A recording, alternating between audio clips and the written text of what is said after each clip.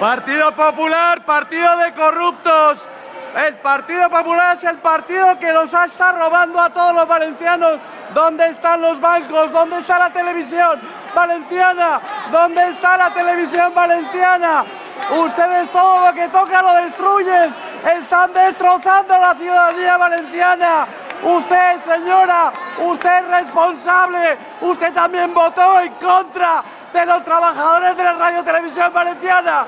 Usted, señora, palmeros, mucho palmeros, mucho palmeros, muchos palmeros, fuera, fuera, palmeros, más que palmeros, sois unos palmeros, palmeros, ya está bien, ya está bien, ya está bien, la corrupción de Valencia.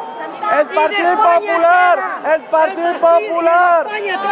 partido corrupto, es un partido corrupto, partido corrupto.